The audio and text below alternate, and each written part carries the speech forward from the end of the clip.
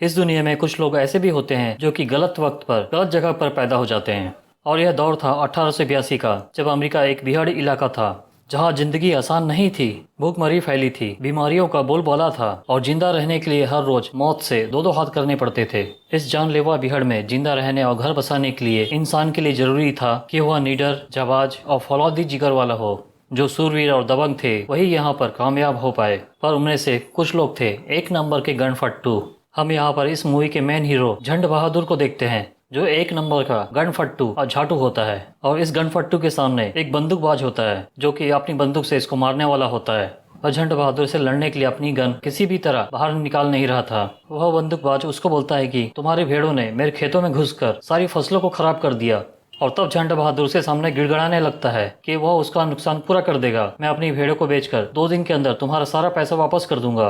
और तभी उनमें से देख रहे लोगों में से एक आदमी बोलता है कि अबे भाड़ के लौड़ो, कोई तो गोली चलाओ, तुम्हारे चक्कर में मैंने आज छुट्टी ले ली है। और इसके बाद वह बंदूकबाज इस झंड बहादुर को डरा धमकाकर यहाँ से चला जाता है। फिर हम झंड बहादुर और उसकी मासूका सुखी टट्टी को देखते हैं, जो कि उसको बोलती है कि तुमको मुकाबला करना चाहिए था। और यहाँ पर सुखी टट्टी बिना किसी कारण के उससे अपना सारा रिश्ता तोड़ देती है। वह उसको बोलती है कि तुमसे भेड़ों की बदबू आती है और मुझको कुछ दिनों के लिए अकेले रहना है। पर साली भोसड़ी बिना किसी कारण के उसको छोड़कर यहाँ से चली जाती है और वो देखता रह जाता है। फिर हम झंड बहादुर के दोस्त गुरु घंटाल को देखते हैं, जो कि खड़ा था एक रंडियों के कोठे में और अपनी मासूका का इंतजार कर रहा था, जो कि ऊपर में अपनी गांड मरवा रही थी। अपना काम खत्म करते ही उसकी मासूका नीचे उतरते हुए आती है, जिसका नाम होता है अंधेरी गुफा। और यहाँ पर वो गुरु घंटाल को किस करने वाले होती है। और तब गुरु घंटाल उसको बोलता है कि तुम्हारे मुंह से गटर की बदबू आ रही है। और तब अंधेरी गुफा उसको बोलती है कि मैं उसका गन्ना चूस रही थी। अब गुरु घंटाल अंधेरी गुफा को अपने साथ घुमाने के लिए ले जा रहा होता है। और तब यहाँ की मैनेजर अंधेरी गुफा को बोलती है कि तुम शाम को जल्दी आ जाना, एक क्लाइंट आने वाला है, क्योंकि वह तुम्हारी गांड मारेगा। और यह बात सुनकर अंधेरी गुफा गुरु घंटाल को बोलती है कि इस पैसे से हम तुम्हारी बेल्ट ले सकते हैं। और इससे गुरु घंटाल काफी खुश हो जाता है। झंड बहादुर का दोस्त गुरु घंटाल उससे यहाँ पर मिलने के लिए आता है। और सुखी टट्टी के जाने पर वह अपना दुख जाहिर करता है। और यहाँ पर झंड बहादुर अपनी और सुखी टट्टी की तरह तरह की फोटो इन दोनों को दिखाने लगता है। और तब झंड बहादुर इन दोनों को बोलता है कि माँ का लौड़ा, मैंने ऐसे क्या कर दिया कि सुखी टट्टी मुझको छोड़ के चली गई। मैंने इसके लिए सब कुछ किया और उसके कारण ही मैं इस सड़े हुए बिहड़ में रह रहा हूँ। अब इसके बाद तीनों ही दारू के अड्डे में चले जाते हैं। गुरु घंटाल इससे पूछता है कि अब तुम क्या करोगे। वो उसको बोलता है कि पता नहीं, शायद मैं खुदकुशी कर लूंगा।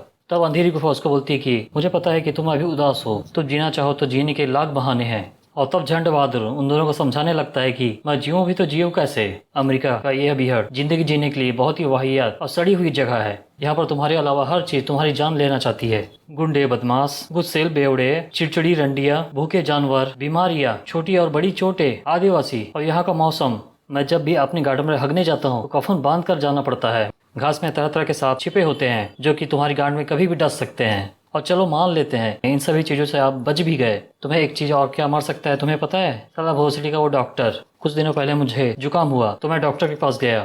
तो डॉक्टर क्या बोलता है तुमको पता है? गधे का लंच चूस लो। और इसके अलावा एक पादरी ने मुकाबले में एक आदमी को गोली मारी और बाद में उसके 15 साल के बच्चे को भी मार दिया, क्योंकि उसको लग रहा था कि बदले की आग में वह उसको ना मार दे। सामने 3 बावली गांड तुमको दिख रहा है, तो ये तीनों ही चांदी की खान में काम करते हैं। और ये तीनों ही पसलियां खा रहे हैं, वो भी लाल मिर्च में डुबा डुबा कर। और ये खाते हैं दिन में 3 बार, क्योंकि इन बावली गांड को खान की जहरीली गैस खाकर इतने आदी हो गए हैं कि इनको तीखा लगता ही नहीं है। इस साले भोसड़ी पात पात कर यहीं पर ही मर जाएंगे। और तभी एक बावली गांड वहां से उठता है और ढेर सारा पाद मारता है और उसके साथ ही वो हमेशा के लिए लुढ़क जाता है। फिर वो उन दोनों को बोलता है कि चलो बाहर चलो, मैं तुमको और भी नज़ारा दिखाता हूँ। वहाँ पर सामने देखो मेयर की लाश वहाँ पर 3 दिनों से पड़े पड़े सड़ रही है, पर किसी को फर्क ही नहीं पड़ता। और तभी यहाँ पर 2 भेड़िए आकर मेयर की डेड बॉडी को घसीट कर ले जाते हैं। वहाँ पर बैठे एक बेवड़े को इसकी बकबकानी पसंद नहीं आ रही थी। तब वो उसको बोलता है कि बबू उछड़ी के चुप हो जा। इसके बोलने के बावजूद भी झंड बहादुर चुप नहीं होता। तब उसकी गांडे में लात मार के इस दारू के अड्डे से बाहर फेंक देता है। फिर झंड बहादुर नशे की हालत में सुखी टट्टी से मिलने के लिए उसके घर जाता है। और यहाँ पर सुखी टट्टी इसको बिल्कुल भी भाव नहीं दे रही थी और उसके मुंह पर ही दरवाजा बंद कर देती है। अगले दिन इस बिहाड़ इलाके से एक बूढ़ा आदमी अपने घोड़े गाड़ी से जा रहा होता है और उसके पास सोने का एक टुकड़ा भी था, और जिसकी खबर एक बंदूकबाज को हो जाती है। और तो वह अपना सोना छुपा देता है। इन सभी बंदूकबाज के सरदार का नाम था बावासीर। जिसको सारी मुल्कों की पुलिस ढूंढ रही थी। अतः वह उससे सोना मांगता है। वह अपनी जान बचाने के लिए बवासीर को सोना देने के लिए तैयार भी हो जाता है, पर यह बवासीर भोसड़ी का इस तरह सोना लेने के लिए बिल्कुल भी तैयार नहीं था, क्योंकि उसका मानना था कि इस तरह से सोना लेना वह चोरी कहलाएगा। अतः वह उस बूढ़े आदमी को बोलता है कि मैं 3 की गिनती करूंगा, वैसे ही हम दोनों गोली चला देंगे। अब ये बूढ़ा भी अपने गन निकाल चुका था, जिसका एक पैर पहले से ही कब्र में लटका हुआ था, पर था बवासीर 1 नंबर का कमीना। वह 2 की गिनती पर ही गोली चला देता है।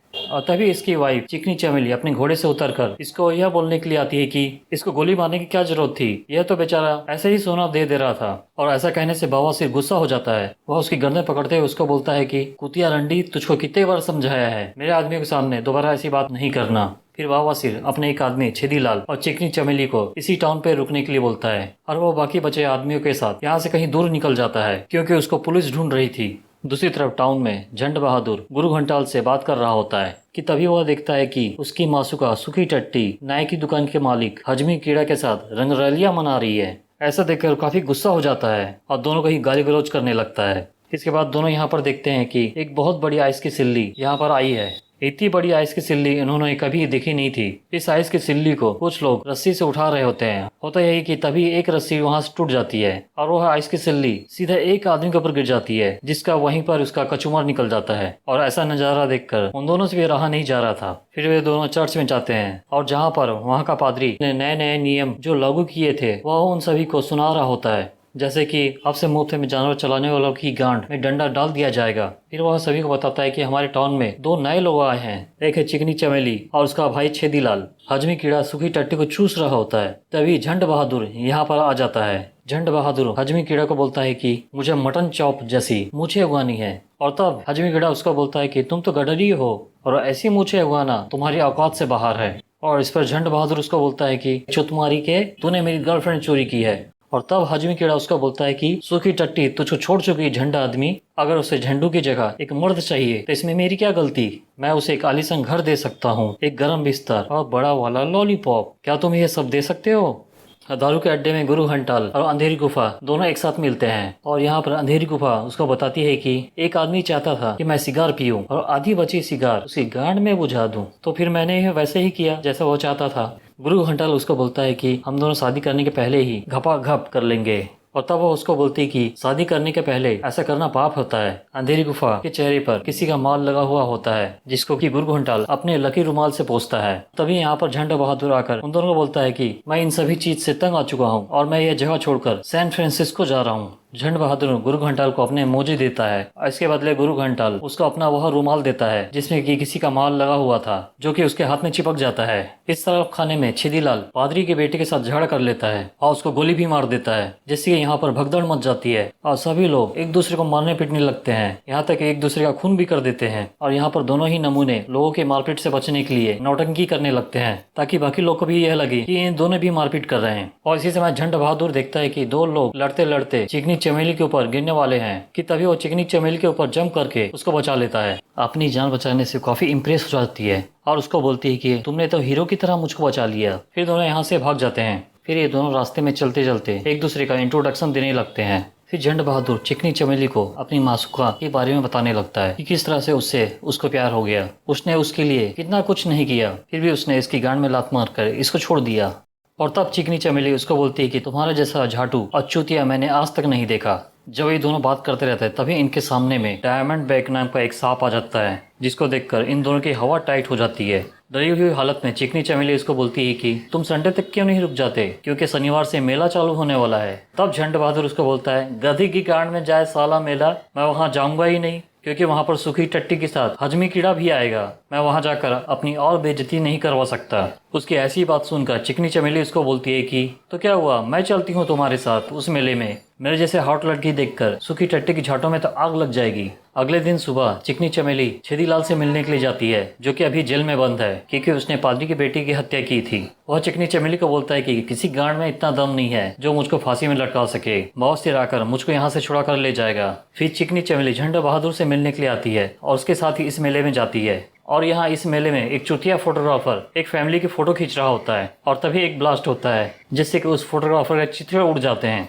और वह जिनकी फोटो खींच रहा होता है उन दोनों में भी आग लग जाती है। अब भोसड़ी के दो बंदूकबाज इन दोनों को जलता हुआ देखकर इन दोनों को गोली मार देते हैं। यह देखकर झंड बहादुर चिकनी चमेली को बोलता है कि भाड़ कर लवड़ा, ये जगह ही मनुष्य साला, हर साल फालतू में लोग यहाँ पर मर जाते हैं। और इसके बाद इन दोनों की मुलाकात सूखी टट्टी और हजमी कीड़ा से होती है और यहाँ पर झंड बहादुर चिकनी चमेली का इन दोनों से इंट्रोडक्शन कराता है। वह सूखी टट्टी को बोलता है कि मैं हर समय इसके कुएं में ही पड़ा रहता हूँ, अगर तुमको चिट्ठी लिखनी है तो इसका एड्रेस है इसका भोसड़ा। फिर हजमी कीड़ा झंड बहादुर को बंदूकबाजी के लिए शर्त लगाता है, पर झंड बहादुर तो शर्त लगाने से डर रहा था क्योंकि उसको तो बंदूकबाजी आती ही नहीं थी। अब तब हजमी कीड़ा भेड़ों जैसी आवाज निकालकर उसका मजाक उड़ाने लगता है कि अभी धंधा क्या मंदा चल रहा है, कंजूस कहीं के। और इसके सामने झंड बहादुर की बोलती बंद हो गई थी। फिर हजमी कीड़ा आकर यहाँ पर निशाना लगाता है। ये हर 6 गोली पे सही निशाना लगा लेता है। अब बारी होती झंड बहादुर की, जो कि चुतिया भोसले का एक भी निशाना लगा नहीं पाता है। और तब हजमी कीड़ा उसको बोलता है कि तुम्हारी तो लंबी लग गई गरीब के लौड़े। झंड बहादुर उसको पैसे देने वाला होता है और तभी चिकनी चमेली उसको रोक लेती है और चिकनी चमेली खुद हजमी कीड़ा से शर्त लगाती है कि अगर वो 6 में 6 गोली सही निशाना लगाती है तब हजमी कीड़ा उसको $1 देगा, अगर नहीं लगा पाई तब झंड बहादुर उसको $1 देगा। और यह निशानेबाजी देखने के लिए जो लोगों की भीड़ लगी थी उनमें से कोई भी लोग $1 का नोट किसी ने भी नहीं दिखा था। फिर चिकनी चमेली दोनों हाथ में बंदूक रखकर एकदम सही निशाना लगाती है और यह देखकर हजमी कीड़ा और झंड बहादुर की बत्ती गुल हो गई थी। अब हजमी कीड़ा अपने पॉकेट से $1 का नोट निकालता है तो लोगों की भीड़ देखकर उस नोट का सम्मान करती है। फिर हजमी कीड़ा फिर से उसका मजाक उड़ाने लगता है कि एक आदमी अपनी गर्लफ्रेंड से निशाना लगवा रहा है और यह सुनकर झंड बहादुर तेवर में आ जाता है और हजमी कीड़ा को आमने सामने बंदूकबाजी करने के लिए ललकारता है। और तब चिकनी चमेली उन दोनों को यह बंदूकबाजी 1 हफ्ते बाद करने के लिए बोलती है। अब यह हजमी कीड़ा के जाने के बाद झंड बहादुर को समझ में आ रहा था कि उसने जोश में यह क्या कर डाला कि उसको बंदूकबाजी तो आती ही नहीं है। उसकी यह बात सुनकर चिकनी चमेली उसको बोलती है कि बंदूकबाजी मैं तुमको 7 दिन के अंदर सिखा दूंगी, इसलिए तो मैंने 7 दिन का समय मांगा है। इस मेले में एक आदमी सांडे का तेल बेच रहा होता है और तभी एक बड़ा सा सांड दौड़ते हुए आकर इस आदमी को ऊपर पहुंचा देता है। अब चिकनी चमेली उसको बंदूकबाजी की ट्रेनिंग देना शुरू कर देती है और जहाँ पर उससे निशाना तो लगता नहीं है, उल्टा हुआ प्लेट आकर उसके सिर पे गिरती है। अब वह एक डॉक्टर के पास जाता है जिसका नाम होता है 2-4 पैर और जहाँ पर वो चुतिया डॉक्टर एक कठफड़वे से उसका घाव ठीक करवा रहा था। गोली चलाते समय वह एक बार गिर भी जाता है और एक बार तो वह घोड़े से पीछे गिर जाता है और कई दिनों की ट्रेनिंग के बाद उसको थोड़ा बहुत निशाना लगाने आ भी जाता है। जेल में एक आदमी छेदीलाल को खाना देने के लिए आता है और तभी छेदीलाल उस पर हमला करके उसको मार देता है और यहाँ से भाग जाता है। चिकनी चमेली और झंड बहादुर रात के समय किसी डांस वाले पार्टी में जाते हैं और यहाँ पर इसकी मुलाकात हजमी कीड़ा और सूखी टट्टी से होती है और यहाँ पर डांस होने लगता है और जहाँ पर झंड बहादुर हजमी कीड़ा के सामने टिक नहीं पाता है और यह देखकर चिकनी चमेली उसको सबक सिखाने की सोचती है। वह एक गिलास में जमाल घोटा मिला के हजमी कीड़ा के पास जाती है और उसके सामने दारू पीने की शर्त लगाती है, पर हजमी कीड़ा जीतने के जोश में सारा दारू एक ही बार में पी लेता है। फिर इसके बाद झंड बहादुर चिकनी चमेली को छोड़ने के लिए उसके घर जाता है और यहाँ पर आकर ये दोनों एक दूसरे का थूक चाटने लगते हैं और यह शानदार नजारा छेदीलाल देख लेता है। अगली सुबह जब चिकनी चमेली दरवाजा खोलती है तो सामने बावासिर को देखती है। आज तो बंदूकबाजी का दिन था। झंड बहादुर तो यहाँ पर आ चुका था।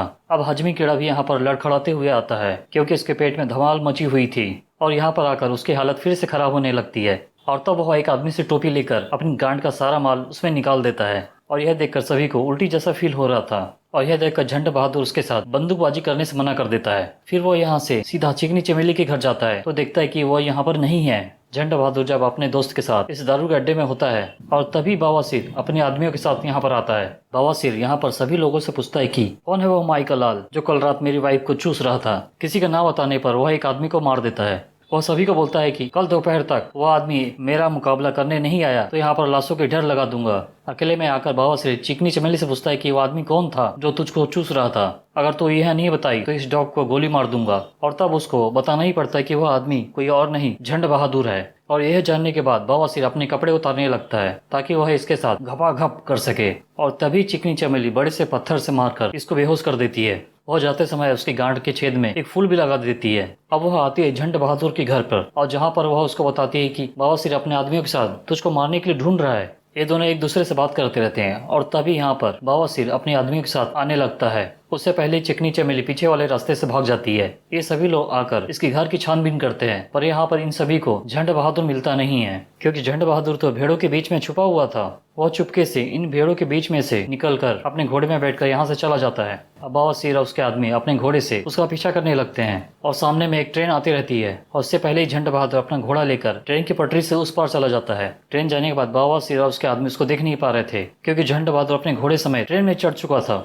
झंड बहादुर चलते चलते यहाँ से काफी दूर निकल चुका था और यहाँ पर उसको जंगली कबीले के द्वारा कैद कर लिया जाता है। अब अंधेरी गुफा तैयार थी गुरघंटाल के साथ घपाघप करने के लिए। अब वह अपना कपड़ा उठाकर उसको अपनी गुफा दिखाती है। अब इसको तो देखकर यकीन ही नहीं हो रहा था कि यह चीज इतनी बड़ी भी हो सकती है। और यहाँ पर अंधेरी गुफा उसको चोदू बना रही थी कि यह चीज इतनी ही बड़ी होती है। पर यह बेचारा तो किसी की गुफा दिखा ही नहीं था। ये दोनों घपाघप करने वाले होते हैं और तभी यहाँ पर चिकनी चमेली इन दोनों के शुभ कार्य में टांग अड़ाने के लिए आ जाती है। और यहाँ पर छिदीलाल के आने पर खिड़की के रास्ते से नीचे उतर आती है और तभी बवासीर उसको पकड़ लेता है। और दूसरी तरफ यहाँ के कबीले वाले झंड बहादुर को आग से जलाने वाले होते हैं और तब वह उनकी भाषा में रुक जाओ बोलता है। और यह सुनकर कबीले वाले सभी लोग चौंक जाते हैं कि यह भोसड़ी वाला हमारी भाषा कैसे बोल पा रहा है। और तब झंड बहादुर उनकी भाषा में उनको बोलता है कि मैंने काफी सारी किताबें पढ़कर बहुत सारी भाषाएं सीखी है। अब कबीले वाले उस पर ट्रस्ट करने लगते हैं और उसको छोड़ देते हैं। अब वह अपनी सारी कहानी इन कबीले वालों को सुनाता है। अगली सुबह झंड बहादुर कबीले वालों को अलविदा कहकर यहाँ से निकल जाता है। अब चिकनी चमेली बवासीर के कब्जे में थी और वह बंदूकबाजी करने के लिए झंड बहादुर का इंतजार कर रहा था। काफी इंतजार करने के बाद झंड बहादुर यहाँ पर आ जाता है। अब झंड बहादुर बवासीर को मुकाबला करने के लिए ललकारता है। अब ये दोनों अपनी अपनी बंदूक निकाल लेते हैं और तब बवासीर उसको बोलता है कि हम 3 गिनने पर गोली चलाएंगे।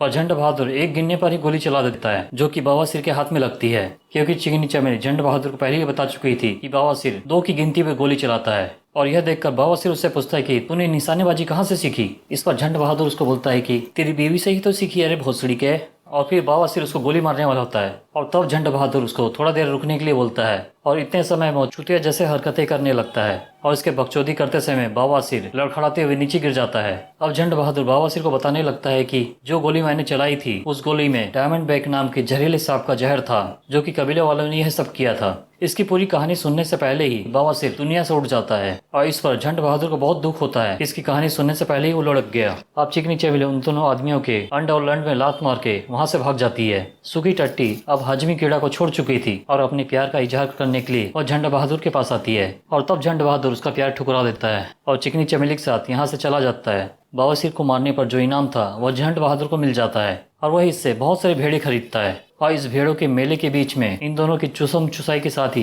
ये मूवी यहाँ पर समाप्त होती है।